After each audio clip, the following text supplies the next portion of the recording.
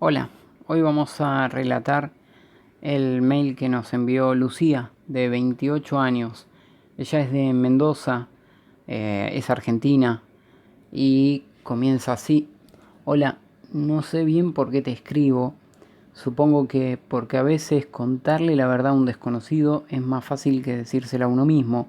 Me llamo Lucía, tengo 28 años y vivo en Godoy Cruz, Mendoza, en un departamento chico, de 2 ambientes, con una ventana que da a una calle tranquila. A la mañana entra el sol directo y a la tarde se escucha el ruido del colectivo frenando en la esquina. No es un gran lugar, pero es mío. Hoy estoy sentada en la mesa de la cocina, el mate ya está lavado y hay olor a pan tostado quemándose un poco. Afuera hace un poco de frío, de ese frío seco que te deja la nariz roja, y por primera vez en mucho tiempo no me molesta. Quería contarte mi historia porque durante años pensé que no iba a sobrevivir a ella. Crecí sola con mi papá. Mi mamá se fue cuando yo tenía 6 años. No hubo explicación larga ni despedidas emotivas. Un día se fue y no volvió más. Dejó un placar medio vacío, una taza rota en la bacha y un silencio que nunca se terminó de ir. Mi papá hizo lo que pudo. Trabajaba todo el día como chofer de camión, volvía cansado, con olor a gasoil y a cigarrillo frío. Me preparaba la cena tarde. Casi siempre lo mismo comíamos. Milanesas, arroz, fideos con manteca. Comíamos frente al televisor, sin hablar mucho. Yo hacía la tarea sola. Aprendí a no molestar. No fue un mal papá. Fue un papá agotado. Las noches eran peor. Cuando se apagaban las luces, el silencio se volvía pesado. Yo me tapaba hasta la cabeza y pensaba cosas que una nena no debería pensar. Pensaba que mi mamá se había ido porque yo no había sido suficiente. Pensaba que algún día mi papá también se iba a cansar. Crecí rápido, demasiado rápido. A los 16 ya trabajaba, a los 18 me fui de casa, no por enojo, sino porque sentía que estorbaba. Me mudé a una pensión cerca del centro de Mendoza. Compartía baño con desconocidos y dormía con una mochila abrazada. El olor a lavandina barata y humedad todavía lo recuerdo. Mi papá no sabía cómo decirme que me extrañaba. Yo no sabía cómo pedir ayuda, así que nos alejamos sin discutir, que es una forma muy silenciosa de romperse.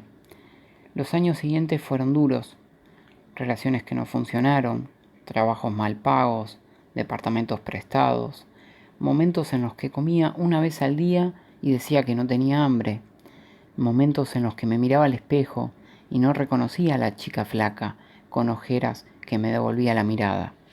Hubo una noche en particular que pensé que no podía más. Estaba sentada en el piso, apoyada contra la heladera, con la luz apagada. El motor hacía un ruido constante, molesto. Lloré en silencio para no molestar a los vecinos. Sentía que todo lo que había sido mi vida hasta ese momento era puro cansancio. Esa noche no llamé a nadie, pero pensé en mi papá.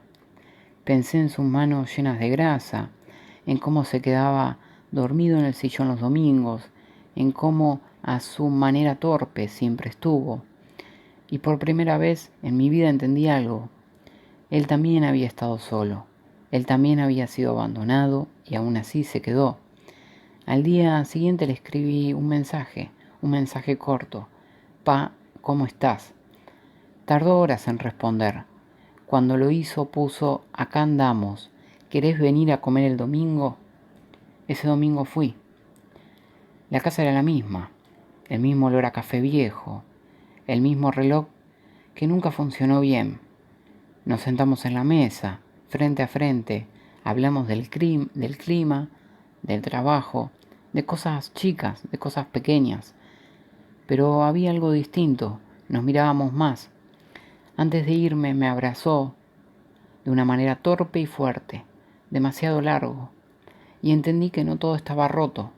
De a poco empecé a acomodar mi vida, no mágicamente, no fácil. Estudié, conseguí un trabajo mejor, un trabajo que me daba más tiempo y mejor paga. Me mudé a un departamento un poquito más grande y aprendí a estar sola sin sentirme abandonada. Hoy mi vida es simple. Trabajo, vuelvo a casa, cocino. Los viernes me compro algo rico y miro una serie. Los domingos voy a ver a mi papá. A veces hablamos mucho, a veces no, pero estamos. A veces, cuando camino de noche por el barrio, con las llaves en la mano y el frío en la cara, pienso en esa nena que fui, la que tenía miedo de quedarse sola para siempre. Si pudiera escribirle un mail a esa nena, le diría esto: no te preocupes, no todo el dolor se queda, vas a crecer, vas a aprender a cuidarte, vas a construir una vida imperfecta, pero real. Y un día, sin darte cuenta, vas a estar bien. No tengo todo resuelto, pero tengo paz. Y después de tanto tiempo, eso es suficiente. Gracias por leerme, Lucía Godoy Cruz Mendoza. Y así terminamos el mail de Lucía, de 28 años, de Mendoza, Argentina.